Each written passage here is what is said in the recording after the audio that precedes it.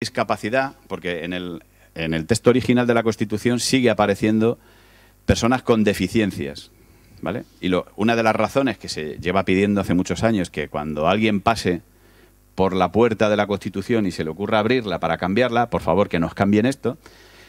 Estamos pidiendo que se cambie no solo la denominación de personas con discapacidad, de personas con deficiencias, sino a personas con discapacidad, que se adapte a la Convención, a lo que dice la Convención, pero que además estamos intentando que ese artículo diga algo más.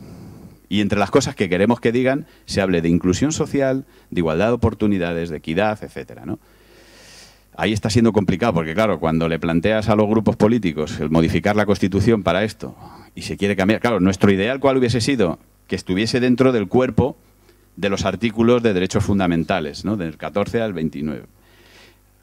Para eso, sabéis que el sistema de modificación es muy distinto. A mí me lo explicaron hace poco, porque yo cada vez descubro cosas nuevas. Cuando vas profundizando en el marco de la normativa en España, cada vez te enteras de cosas y claro, si el CERMI provoca eso, significaría que se tendrían que disolver las cámaras, convocar elecciones, un referéndum, bueno, una serie de cosas. Y claro, cambiar la Constitución para que este artículo pasase a los derechos fundamentales, pues os podéis imaginar, cambiamos el sistema del país, etcétera, etcétera, ¿no? Y esa no es una función que tengamos en el CERMI. A lo que nos acogemos, el artículo 9, que habla sobre la igualdad de oportunidades para todas las personas a vivir en libertad, en igualdad, y que los grupos que se integran sean todas las condiciones iguales y efectivas. Y aquí hay una cosa que muchas veces lo hablamos con las asociaciones y cuando en los discursos públicos o en muchos blogs que yo sigo también de docentes, se utilizan muchas veces imágenes, pues como las cartas a una profesora, ¿no? Y con este tipo de cuestiones para intentar visualizar de forma simbólica determinados conceptos. Y se habla mucho de la igualdad y se habla de la equidad, ¿no? A mí hay una imagen que en un grupo de trabajo con técnicos de asociaciones nuestras, pues venga, vamos a ver un poco cómo podemos desarrollar esto de apoyo a los equipos de orientación y a los docentes y tal, y no sé qué. Y bueno, pues se trabajaba sobre una imagen que me imagino que habréis visto en Facebook, que habréis visto a través de redes sociales, que son 3 niños, en este caso creo que eran 2 niños y una niña, con una valla delante, ¿vale?, que quieren ver un partido de fútbol, creo que es el que hay detrás. Uno de los niños, el más alto, lo puede ver sin ningún problema porque la valla le llega a esta altura. El que está a su lado no llega, ¿vale? Está un poco por debajo de la valla, y la que está al lado del todo, en el extremo, es muy bajita. En ese sentido, pues claro, no puede. Entonces, ¿igualdad qué sería? Pues que a todos les damos el mismo cajón.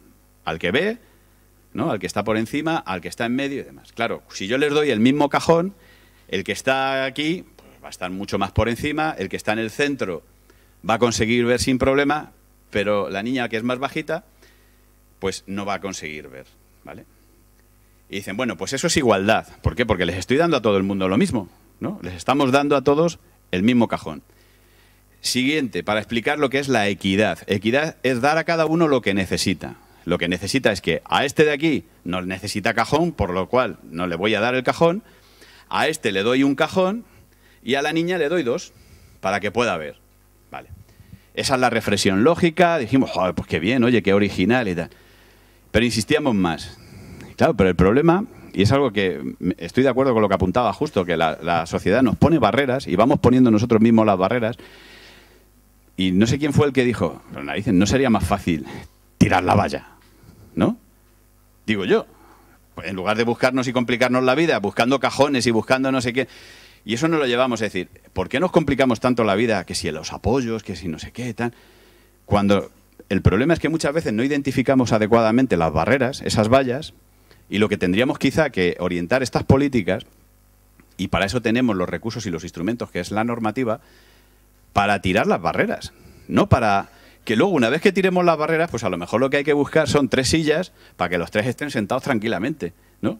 Yo qué sé, habrá que darle vueltas a ese tema. Seguimos con la normativa. La Constitución, en el artículo 14, dice que los españoles somos y las españolas iguales ante la ley. A mí me vais a perdonar porque yo suelo hablar muy rápido. Si en algún momento pensáis que tengo que, que pisar el freno, me lo decís también, por favor, ¿eh? Sin que pueda prevalecer discriminación alguna, ni por razón, sexo, religión, opinión, cualquier otra condición o circunstancia personal o social. Aquí era uno de los puntos donde queríamos que se hubiese puesto, o por discapacidad, pero claro, es el artículo 14 y está dentro del bloque de derechos fundamentales, con lo cual, bueno, pues evidentemente lo utilizamos siempre como refuerzo y es una de las herramientas que tenemos para argumentar la reivindicación de nuestros derechos como personas con discapacidad. Y un artículo del que casi nadie se acuerda y que piensan que no tiene que ver ni con la educación, ni con la inclusión social, ni con otros conceptos, es el artículo 96. El artículo 96 de la Convención, que habla sobre la aplicación del derecho internacional, como resumen viene a decir que todos aquellos tratados válidamente firmados por parte del Estado español, es decir, si nuestro Estado firma un tratado internacional, como es la Convención de los Derechos del Niño y de la Niña, la Convención de los Derechos de las Personas con Discapacidad, la Convención de Derechos Humanos, forman parte de la normativa del Estado, es decir, forman parte de nuestro ordenamiento jurídico, ¿vale? Y os he apuntado por ahí también abajo la Ley 25/2014, que es una ley sobre tratados y otros acuerdos internacionales. Y después, cuando veamos la Convención, os voy a decir por qué. Porque mucha de la normativa estatal y autonómica, ¿de cuándo es la LOE? Venga, pregunta para el examen. 2006. La Convención del 2006. La LONCE, 2013. Del 2006 al 2013, yo soy de letras, pero creo que han pasado unos cuantos años, ¿no? La LOE no se ha adaptado a la Convención. La LONCE no se adaptó a la Convención. La Ley de Castilla-La Mancha es del 2010. Os voy a poner cuál es la parte que dice nuestra Ley de Castilla-La Mancha sobre, y qué es lo que dice sobre la Convención de la ONU, ¿vale? Después cuando veamos la parte autonómica. Vale. La LOE. La Ley Orgánica de Educación, 2006... dice en su artículo 71, que es el que yo he destacado junto con el 72, dedicado a los principios y demás. Con algunas incongruencias, que después vamos a ver. Cuando dentro de la categoría del alumnado con necesidad de apoyo educativo crea la subcategoría de alumnado con necesidades educativas especiales, como decía justo, a mi modo de ver, y a modo de ver de muchos expertos, eso es una puerta abierta a la exclusión, ¿no? Y después vamos a ver por qué, porque en la práctica lo hemos ido viendo, ¿no? ¿Qué dice el artículo 71 de la LOE? Que las administraciones educativas tienen que poner los medios necesarios, no a todos lo mismo, sino los necesarios.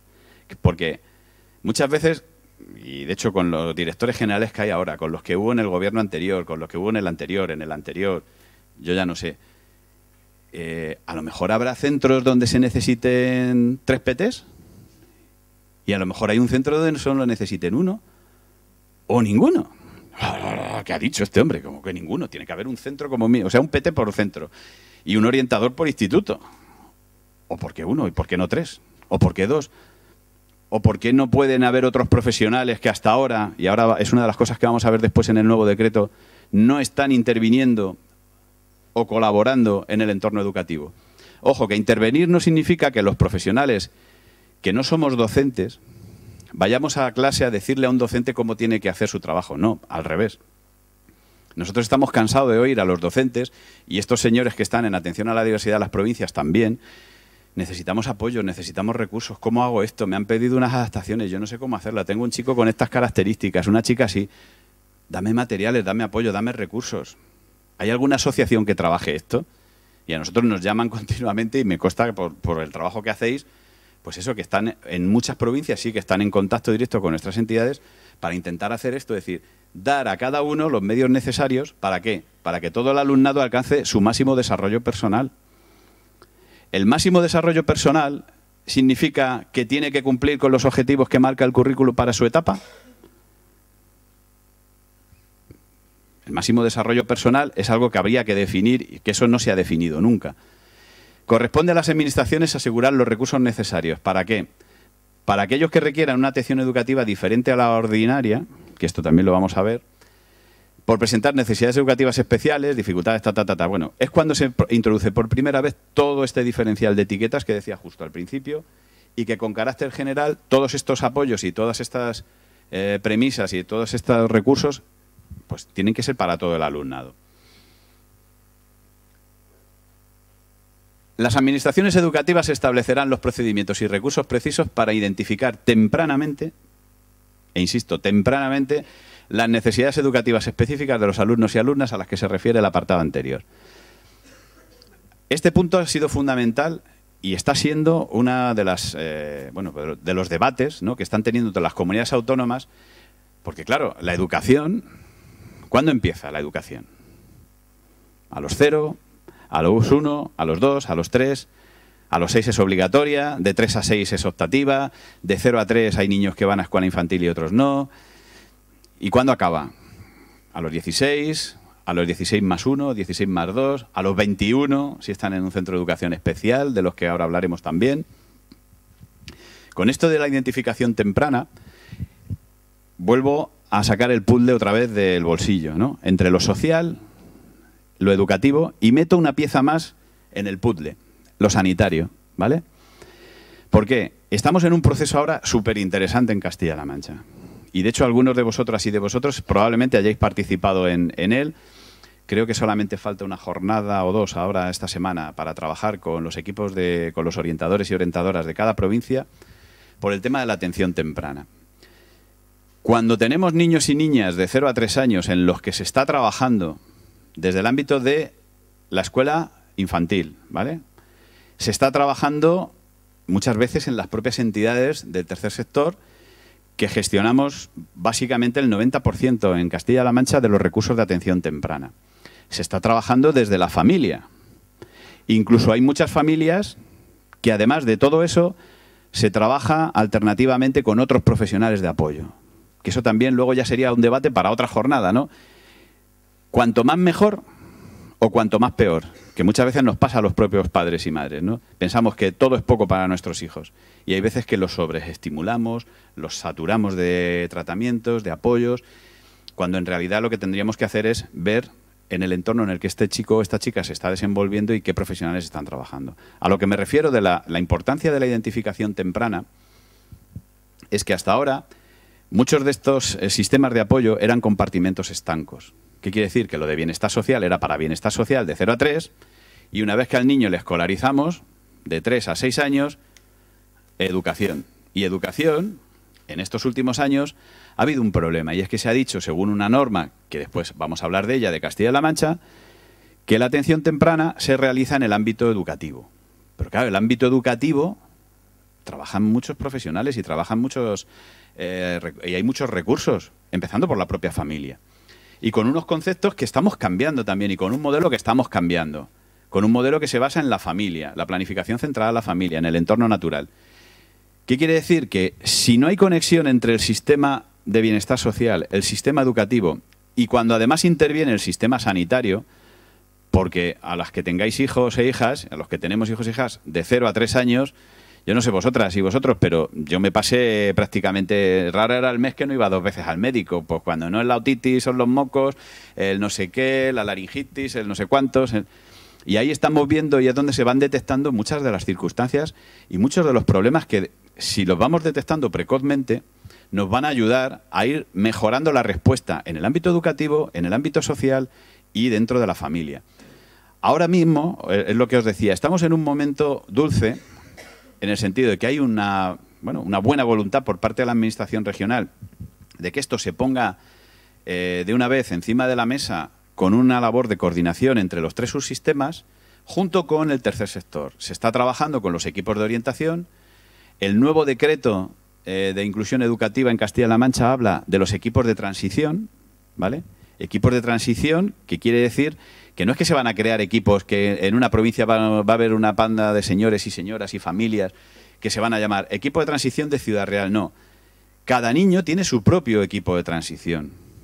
Y lo que hay que definir ahora es qué profesionales son los que forman parte de ese equipo de transición. Del ámbito educativo, del ámbito social, incluso sanitario y la familia, o red de apoyos que tenga la familia para trabajar con ese niño o con esa niña. En ese sentido, os digo, la labor vuestra es básica, Porque si alguien tiene que estar en un equipo de transición, evidentemente es el tutor o la tutora de ese niño o niña que entra en el ámbito educativo con 3 años y, sobre todo, yo no soy profesor, pero si yo fuese profesor de 3 años o profesora, evidentemente necesitaría, cuantos más apoyos me den, pues cuando estoy viendo que un niño necesita una serie de apoyos y cuando tiene una serie de características en las cuales, pues, necesito esos recursos y, sobre todo, si cuento con la experiencia de alguien que ya viene trabajando con esa persona 3 años, o 2 o 1, pues yo creo que el trabajo va a ser mejor, ¿no? Y podemos dar una respuesta más adecuada a las necesidades de ese niño o de esa niña. Lo que dice la LOE es que esa atención integral al alumnado con necesidad específica de apoyo educativo, que también son términos que podemos poner entre comillas, ¿no?, indicará desde ese mismo momento si dicha necesidad se identifica, está dentro de los principios de normalización e inclusión. Yo es que lo de la normalización, desde que se inventó lo de AENOR, pues ahora todos tendríamos que tener el sello aquí puesto si somos normales o no somos normales o qué, porque para mí normalizar es eso, cumplir con una norma, ¿no? ¿Y la norma cuál es? Ser alto, rubio, con ojos azules, hacer running, o que toda la vida se ha llamado correr, pero bueno, pues ahora hay que hacer running, pues bueno, pues yo no sé si eso es lo normal ahora. Bueno, pues entonces, como veis, yo no estaría dentro del estereotipo de la normalización. Además, la Administración educativa debe garantizar la escolarización regular y asegurar la participación de los padres o tutores, que evidentemente aquí estamos hablando de un lenguaje del año 2006, la familia, ¿no?, en las decisiones que afectan a la escolarización y a los procesos educativos. Un gran problema que nos hemos encontrado, y los que, bueno, pues tenemos hijos e hijas que hemos tenido que pasar por las diferentes trabas administrativas, como decía Justo, ¿no?, con la administración, la burocracia y demás, que es necesaria, pero se puede hacer más fácil y más asumible, más digerible. Yo, por ejemplo, en primero de la ESO me enteré del dictamen de escolarización que se había hecho de mi hijo en sexto de primaria. Os estoy hablando a finales de primero de la ESO, en el que yo no participé. Yo me enteré que parece ser que mi hijo tenía una serie de dificultades en el aprendizaje y que además se habían hecho unas adaptaciones curriculares sobre las cuales a mí no se me informó. Algo así tan sencillo, es decir, y estamos hablando de primaria, ¿eh?, cuando además a mi hijo le hacían los mismos exámenes exactamente que al resto de sus compañeros. Pero lo mismo que me ha pasado a mí, le ha pasado a muchísima más gente. Entonces, la implicación de las familias sobre el papel queda muy bien, pero hay que hacerlo efectivo como derecho, porque es un derecho que tenemos las familias. Y los docentes, las docentes, tenéis que tener claro que ese derecho muchas veces no se exige porque se desconoce. Que ese es el problema, que muchas veces desconocemos cuáles son los derechos reales que tenemos, igual que los propios vuestros como docentes en cuanto a necesidades de apoyos, de recursos, etcétera, etcétera, ¿no? Además, corresponde a la Administración adoptar las medidas oportunas para que las familias recibamos ese adecuado asesoramiento individualizado, así como la información necesaria. Yo no quiero generalizar. Hay profesionales que informan espectacularmente y hay profesionales pues que no se han leído este artículo, ¿no? Nosotros, pues evidentemente, ¿qué hacemos? Reivindicar el derecho que tenemos y la obligación que tiene la Administración a que se nos facilite esa información y se nos asesore por parte de quien sepa. ¿Quién es el malo aquí? ¿O la mala?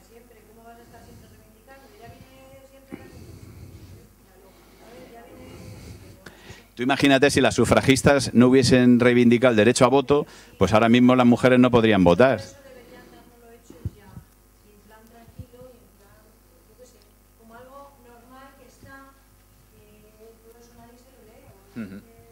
Ese es el problema, ese es el problema. No es que sí, evidentemente, nosotros no nos conocemos la Constitución de cabo a rabo, ni la LOE, ni la LONCE, ni demás, nos lo tienen que haber hecho. Exactamente.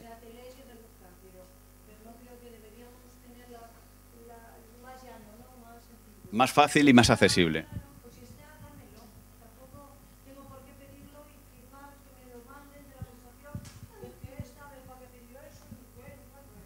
Totalmente de acuerdo, totalmente de acuerdo. Mira, cuando hablábamos el otro día con gente de la Federación de Salud Mental y estábamos hablando de las jornadas estas y demás, ¿por qué hacemos una jornada de educación inclusiva? Yo no veo jornadas de sanidad inclusiva. Porque todo el mundo tenemos asumido que el derecho a la salud es básico, que si tengo un constipado, tengo unos recursos o tengo cualquier problema o dolencia de salud, está muy protocolizado y sé perfectamente cuáles son mis derechos. Y en cuanto me dan para 7 meses, tengo un servicio de atención al paciente, tengo muy claro que si no estoy de acuerdo voy, reclamo y tal. Si todo eso lo llevamos al sistema educativo, nos falta mucho por hacer en cuanto a ese conglomerado, ¿no?, de procedimientos y de hacer llegar. Ojo, que esto no son culpas, yo creo que es responsabilidad de la sociedad en general, de las administraciones, de las asociaciones, de las propias familias también muchas veces, porque nos pasa, es decir, yo el otro día hablaba con compañeros para el consejo escolar del centro de mi hijo, el consejo escolar, y si hay, ¿qué se va a hacer ahí? Claro, el problema es que si los padres y las madres no participamos, ¿cómo van a participar luego nuestros hijos? ¿No? Y muchas de las cosas las podemos cambiar estando en los sitios donde se toman decisiones. Si no estamos, difícilmente luego podemos cambiar cosas, pero estoy totalmente de acuerdo contigo. Si es que esto no lo tendrían que dar hecho.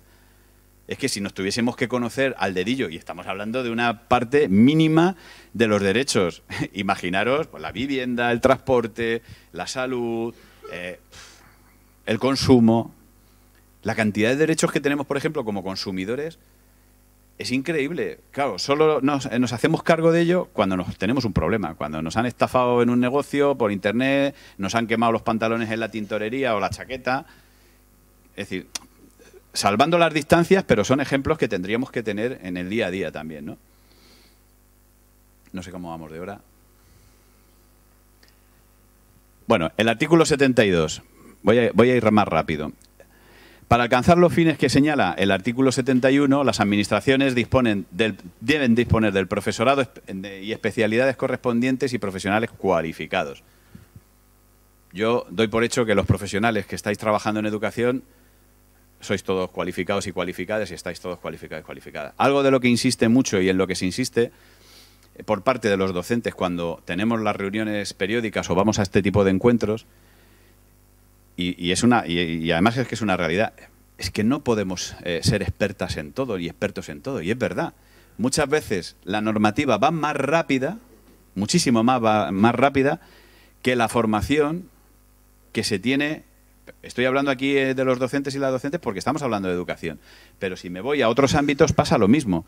Es decir, ahora, los docentes y las docentes tenéis que ser expertos en inteligencia emocional, en trabajar el autismo, o por lo menos identificar competencias, ¿no? Cogemos el menú de las 8 o 10 competencias, las que queráis, en emprendimiento, en igualdad de género, en prevención de violencia, en conductas no sexistas, en atención a la diversidad, interculturalidad, coeducación, cooperación, desarrollo sostenible, ecología, medio ambiente.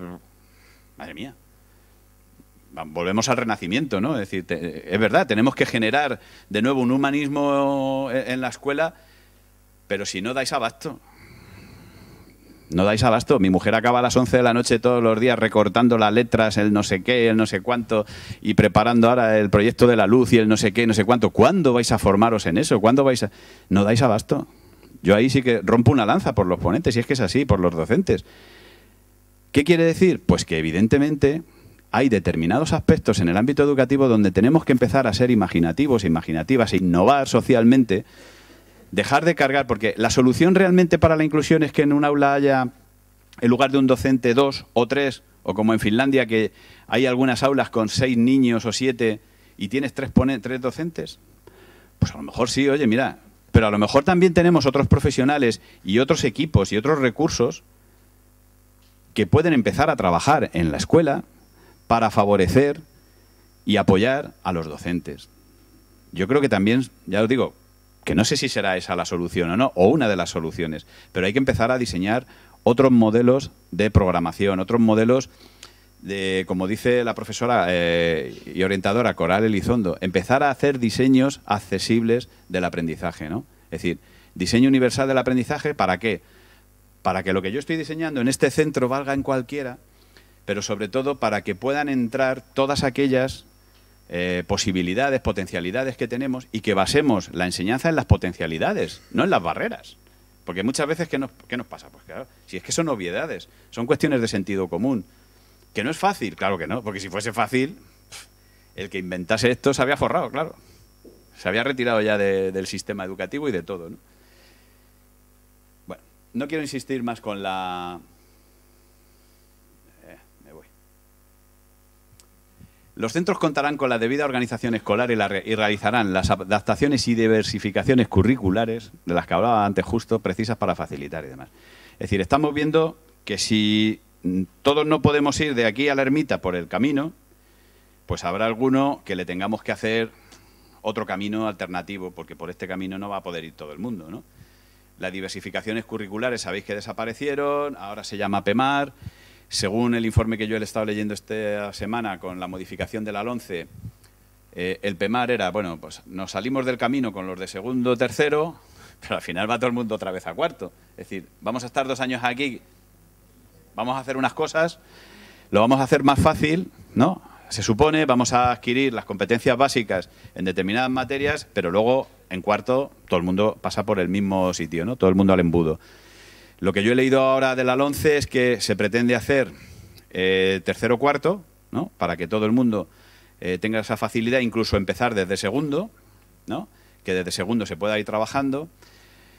Esa diversificación, esas alternativas se puedan trabajar también por un problema que para mí el mensaje clave de esta jornada, y Mari Carmen sabe que es una de mis luchas, evidentemente tengo un interés personal, pero como mi interés hay otros 155.000 en España, como mínimo, y es que hay chicos y chicas que no les valen las diversificaciones curriculares antiguas, ni los PEMARes, ni las adaptaciones curriculares significativas, ni el estar hasta los 18 o 19 años en un instituto. Por una sencilla razón, porque eso les va a imposibilitar algo que no estamos viendo ahora y que, bueno, pues que es una de las características que también introducirá el nuevo decreto, que no solamente es la promoción, sino la titulación, ¿vale? Yo sé que este es un tema delicado, es un tema que además en muchos sitios es casi tabú. Ya, pero es que, ¿cómo va a titular un chico o una chica que ha tenido adaptaciones curriculares significativas? ¿Por qué no? ¿Por qué no? ¿Ha cumplido con los objetivos de su plan de trabajo individualizado? Sí. ¿Las adaptaciones que ha tenido han favorecido que esa persona haya alcanzado los objetivos que se han marcado, independientemente de que sean competencias básicas en matemáticas, en lengua, en inglés? Sí. ¿Qué ha titulado la ESO? Claro, pero es que yo no puedo titularle la ESO. ¿Por qué? Pues porque no ha cumplido con el currículum, y como la normativa dice que si no cumple con el currículum, pues no puede tener título. Pero ¿qué miedos hay? Yo sé que mi hijo no va a ser neurocirujano, sino... O sí, porque él además, como chascarrillo, dice, no, si yo cuando acabe la ESO ya me voy a la universidad, yo no quiero hacer bachillerato, es un rollo. Digo, claro. Digo, pues hacen muy ricamente, ¿no? Hacen muy bien. Tú a la universidad, es más, si quieres hasta hacer un máster ya, si hace falta, ya ni universidad. Claro, pero... Y después os haré otro comentario sobre el tema de la universidad y la discapacidad intelectual y otra serie de títulos. Pero en este caso, creo que si la LOMCE tiene que coger el toro por los cuernos en algo, es uno de los temas fundamentales que reivindicamos las familias y las asociaciones y las propias personas con discapacidad. Estamos limitando la posibilidad de inclusión social a un colectivo muy importante de chicos y chicas porque no se les da una titulación en la ESO. Ojo, que no es que se la regalen. Si hay que buscar otras alternativas, y sobre esto hay discrepancias miles, ¿no? Podemos buscar alternativas, podemos buscar prolongar su estancia en un instituto durante 2 años más. Podemos buscar un complemento. Ahora se han puesto en marcha una serie de programas de no sé cuánto guión T, no sé cuánto guión T, porque que a mí me resulta todavía un poco ya setentero, ¿no? ese tipo de lenguaje. Titúlate, impúlsate, no sé qué. Pues vale, pues vamos con ello. Sí, está muy bien, pero al final, si estas personas salen sin una diversificación, sin un PEMAR, sin una serie de adaptaciones, terminan la ESO, mi pregunta es, el ámbito educativo, ¡pum!, los expulsa, ¿no? Tú ya aquí has acabado. El ámbito social, ¿qué hacemos con ellos y con ellas? ¿Dónde los llevamos? Claro, dice la nueva reforma de la LOMCE, pero para toda la diversidad y para la atención a la diversidad vamos a potenciar los programas específicos de formación profesional básica, ¿no? Y que además se nos ocurre que es en esos programas específicos de formación profesional básica conseguir que con los años que haga falta las personas que no han titulado en la ESO obtengan una doble titulación. La ESO y su FP básica. Coño, pues, perdón, narices. Pues suena muy bien. Yo como padre lo puedo comprar. Pero ahora vamos a ver qué tipo de formación es esa, cuántos años y sobre todo, ¿qué van a tener que cursar? ¿Tienen que cursar otra vez todo lo que ya han cursado en la ESO? Es decir, no me puedo creer que nuestro sistema, una persona después de 18 años estudiando, ojo, y hablo empezando por la persona, esa persona con discapacidad, con los problemas que haya tenido, etcétera, etcétera, estudiando, trabajándose, apoyos, clases particulares, refuerzos, impúlsate, el no sé qué, el mejórate, el ponte bueno, me da igual. Recursos de la administración. Señoras y señores como vosotros y como vosotras, que habéis estado ahí con horas de tutoría, con horas de apoyo, reforzando. Te busco adaptaciones curriculares. En mi tiempo libre te busco unas fichas para que hagas no sé qué. Las familias. Yo me he sacado la ESO ya no sé cuántas veces. O sea, he vuelto a estudiar cosas que cuando yo estudié el bachillerato no existían. O por lo menos yo ya ni me acuerdo. No sé si existirán o no. Creo, también tengo que hacer una crítica en modo chascarrillo, que ya hay cosas que se nos han ido de las manos, ¿eh? Yo creo que los que diseñan los materiales curriculares, algunas cosas se las inventan. Es que es así, no me fastidiéis. Hay cosas en lengua y literatura, ojo lo que le damos de sí a la lengua y a la literatura en España, que tela marinera, En matemáticas no me meto, porque yo soy de letras, y yo en matemáticas para mí es un mundo desconocido. También os digo, hay tutoriales que he empezado a descubrir cosas, y como decías con la X, yo me he enterado este año que cuando la X cambia y se pasa del igual al otro lado, cambia de signo, macho. Que eso yo... Ejemplo, yo tenía todo el bachillerato aprobado, menos las matemáticas de segundo. Repetí tercero de bachillerato. Me fui a COU, tenía todo COU aprobado y solo me quedaban las matemáticas de segundo. Mi último examen en el instituto fueron las matemáticas de segundo.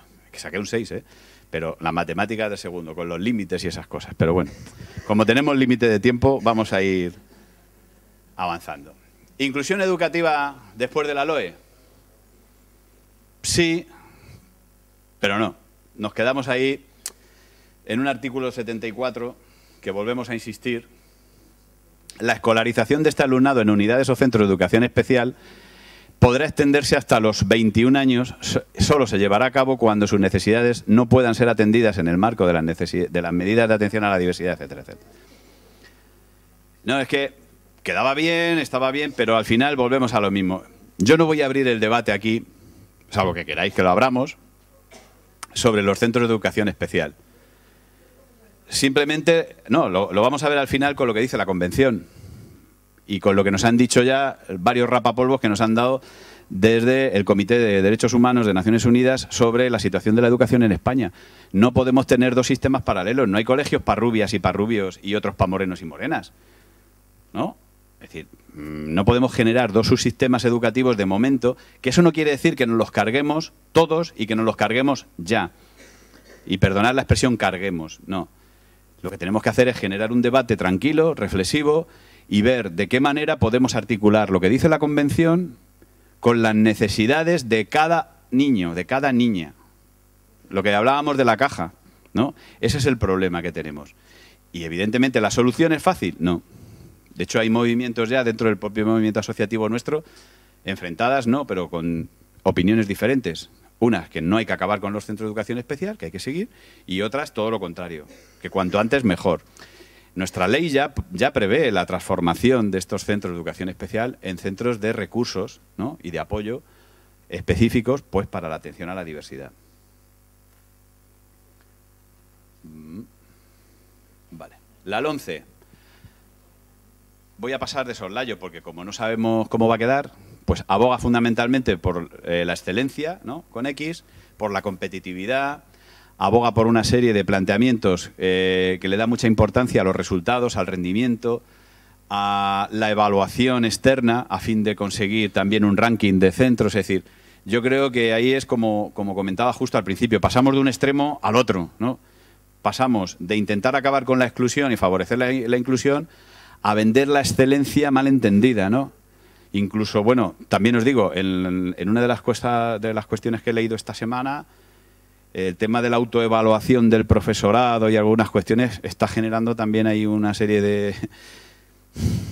No lo sé. Vamos a ver eso cómo se encaja, ¿no?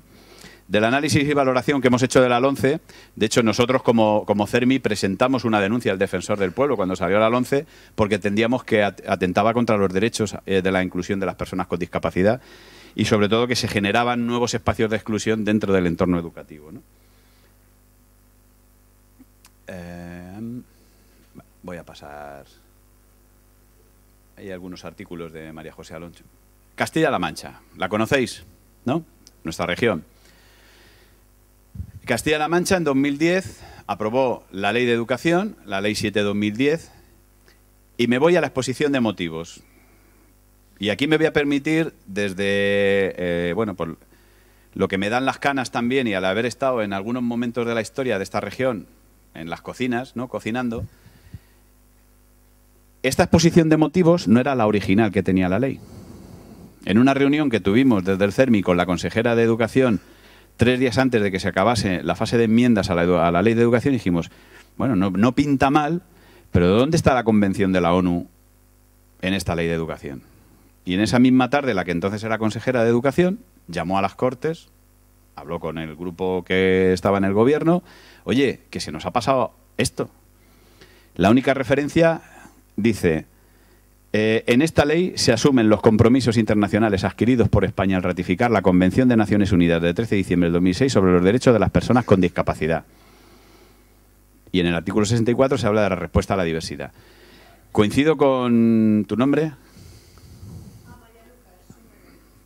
Coincido con ella. Si es que no haría falta poner esto en una ley, pero tuvimos que ponerlo. ¿Por qué?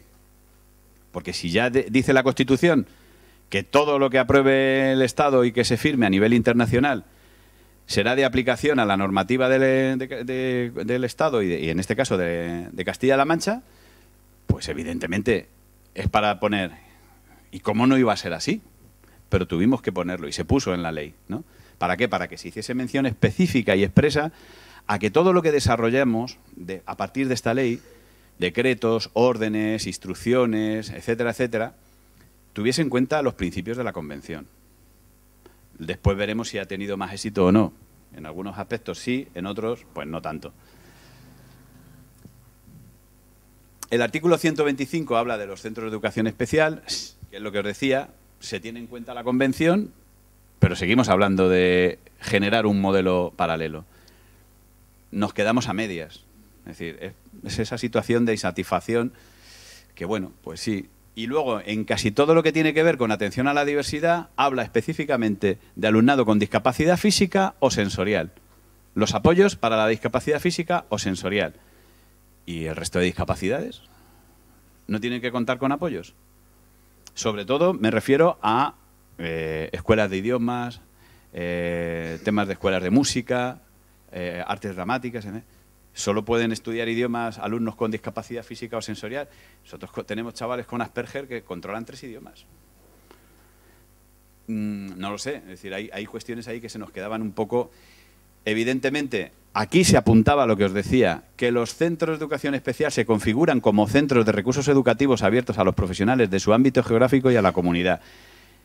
Esto, si se hubiese quedado ahí y realmente se hubiese puesto en práctica... Sobre todo para estos señores que están en atención a la diversidad, en las direcciones provinciales, hubiese sido la leche. Porque claro, diría, tú que estás en Campo de Cristana, estás en no sé qué, aquí hay un centro de referencia cerca, que puede ser el Ponce de León, me imagino que será el más cerca que... Pues ahí tienes una serie de profesionales que te van a prestar los apoyos que necesites y te van a asesorar.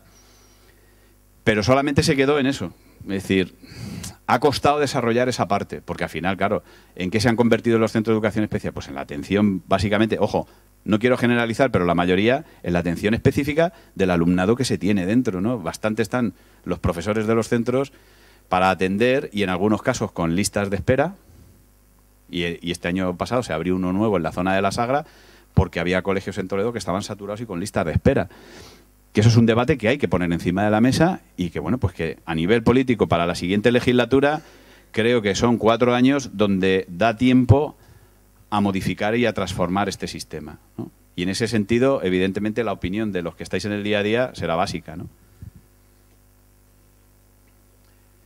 las unidades de educación especial, la escolarización combinada como un remix de sí pero no, pero bueno, lo vamos compaginando. Esperad, creo que estabais haciendo alguna foto.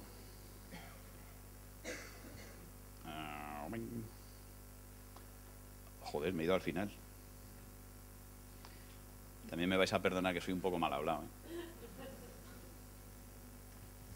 A ver, vámonos.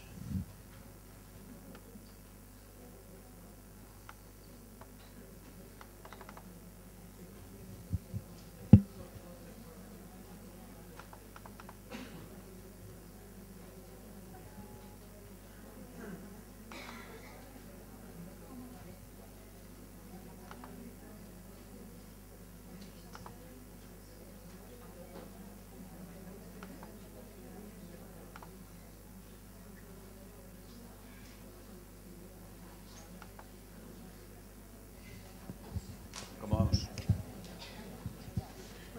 Ya. Vale.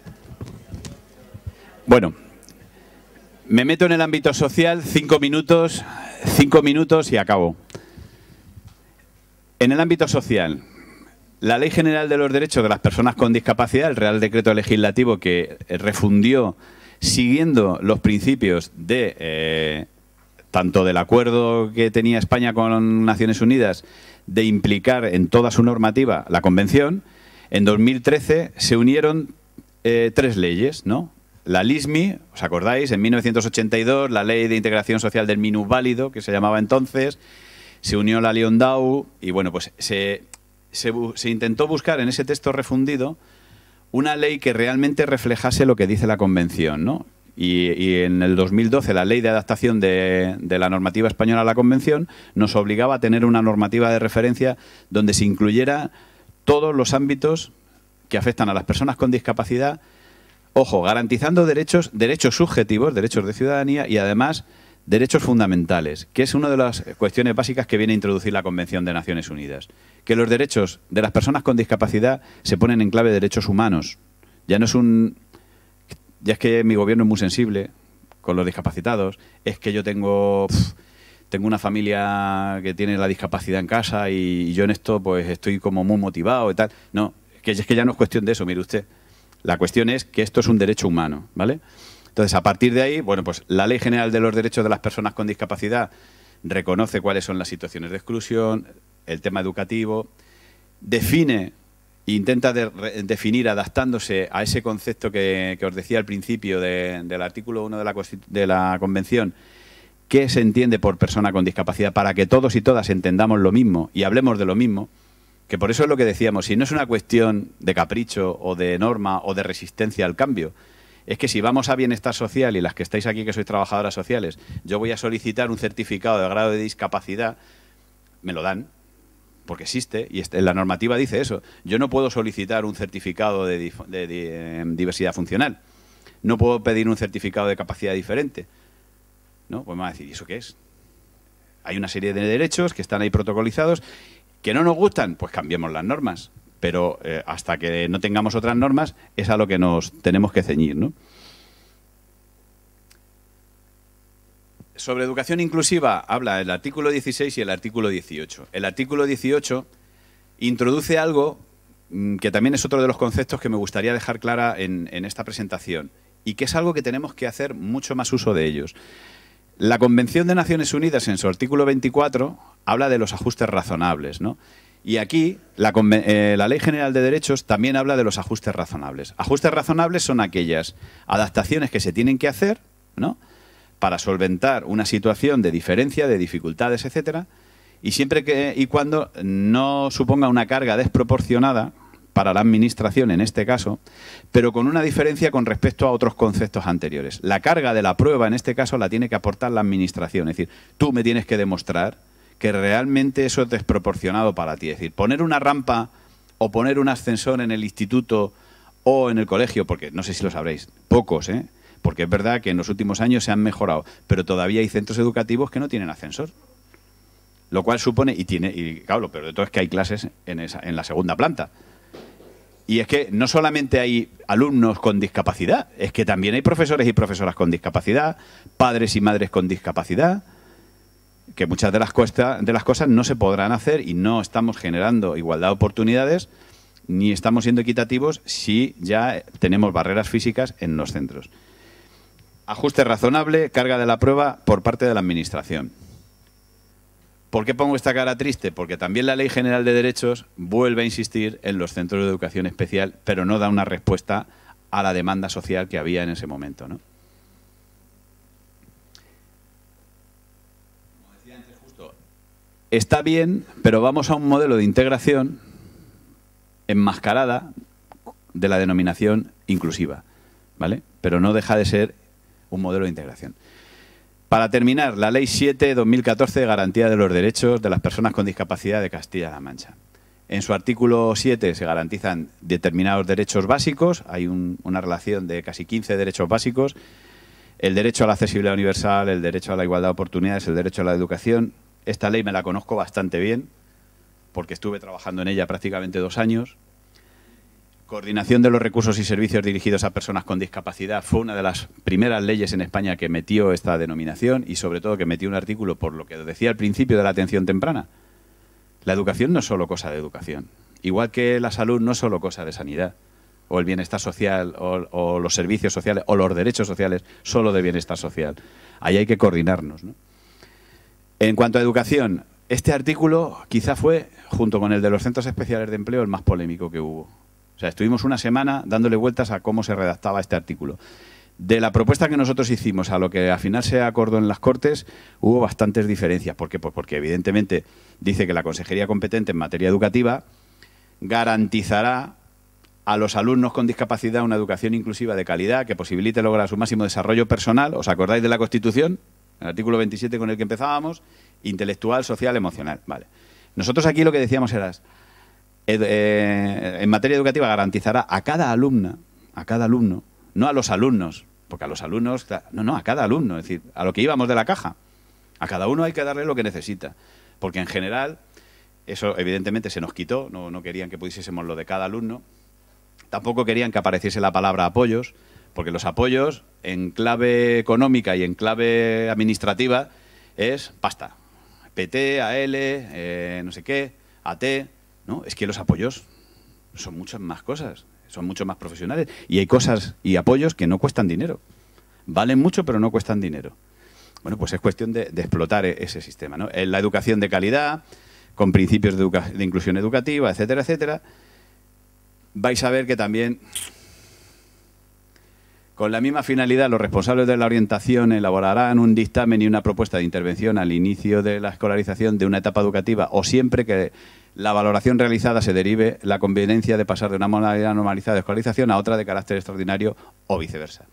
Bueno, se dio un avance, se dio un pasito, no se menciona específicamente en los centros de educación especial, se le lanza la pelota a los señores orientadores y señoras orientadoras, ¿no?, los responsables de orientación, que son los que, que son los que tienen que determinar en última instancia si un alumno o una alumna permanece en el centro escolar ordinario o tiene que estar en una respuesta especial o combinada o marcha atrás, porque hasta ahora no existía lo de la marcha atrás.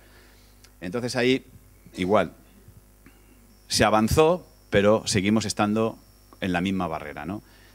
Generando un modelo alternativo y algo que también nos ha dicho la Convención y el Comité de Derechos. No podemos estar pidiendo informes psicopedagógicos y dictámenes de escolarización solo a una parte del alumnado. O se lo pedimos a todos, o lo hacemos para todos, porque como decíais antes, la atención a la diversidad es para todos y la inclusión es para todos y para todas. Porque solamente tiene que hacer. ¿Cuál es la herramienta real que tenemos que diseñar? Pues tendremos que trabajarlo de otra manera, pero estamos ya generando una discriminación a priori. No, tú para escolarizarte además, y como me ha pasado en algunos casos que hemos tenido denuncias que presentar a la propia consejería, encima te lo publico en el tablón de anuncios del colegio diciendo, y este entra como ANNE. Perdona. Y el derecho a la privacidad de la persona, ¿todo el colegio tiene que saber que ese niño o esa niña es ANNE? No sé, hay cosas todavía que mejorar. El sistema educativo fomentará en todas las etapas y especialmente en la comunidad educativa una actitud de respeto hacia los derechos de las personas con discapacidad. La retahíla de artículos que hablan sobre educación, universidad, etcétera, etcétera. La atención temprana, que os decía antes, y aquí es donde se habla por primera vez de ese derecho universal gratuito y la parte que corresponde a educación. La Convención como la presentación la vais a tener, sí que sería importante y os aconsejaría en la presentación, hay un enlace a los diferentes informes del comité, ¿vale? Del 2006 al 2008, cambia todo. Cambia todo, pero para no cambiar nada en algunas cosas, ¿vale? Cambia en cuanto al concepto de derechos y en la obligación, pero luego algunas cosas no se cambiaron, ¿no? El artículo básico en materia educativa en la Convención es el 24, los principios de la Convención,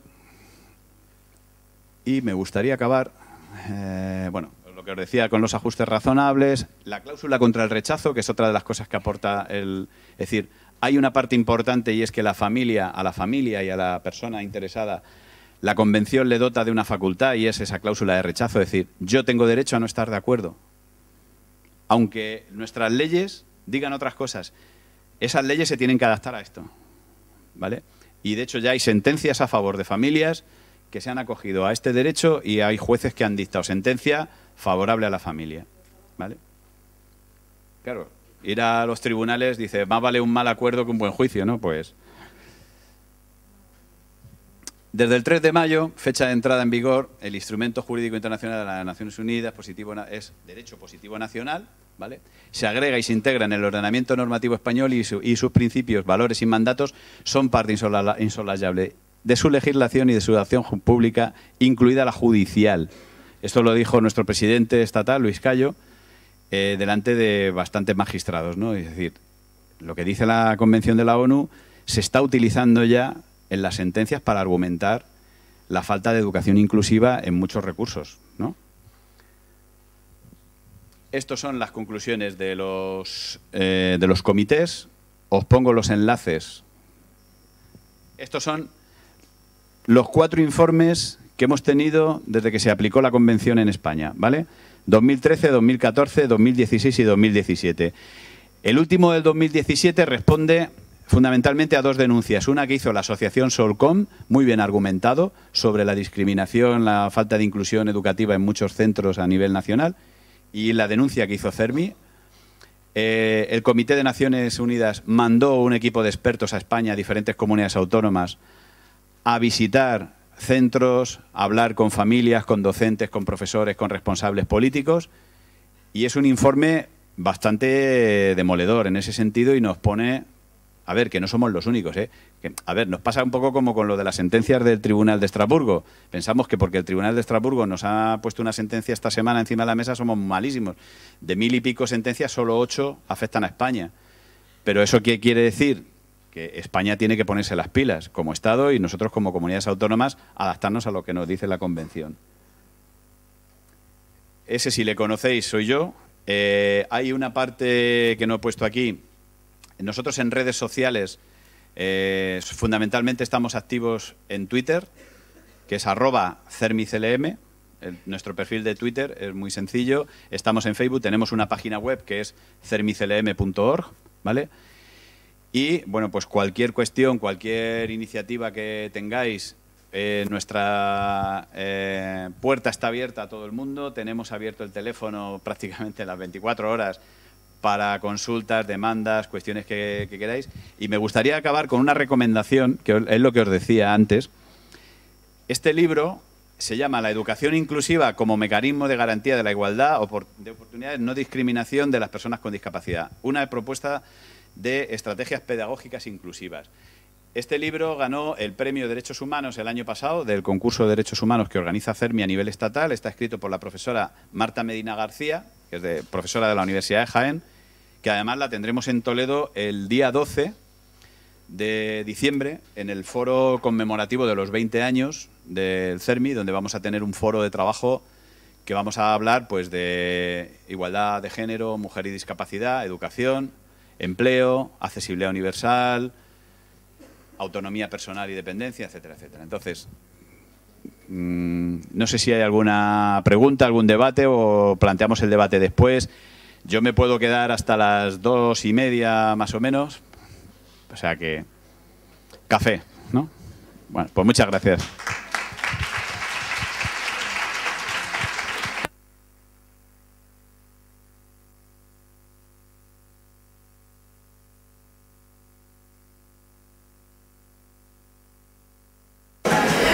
Perdón, vamos a entregarle a José Antonio el obsequio.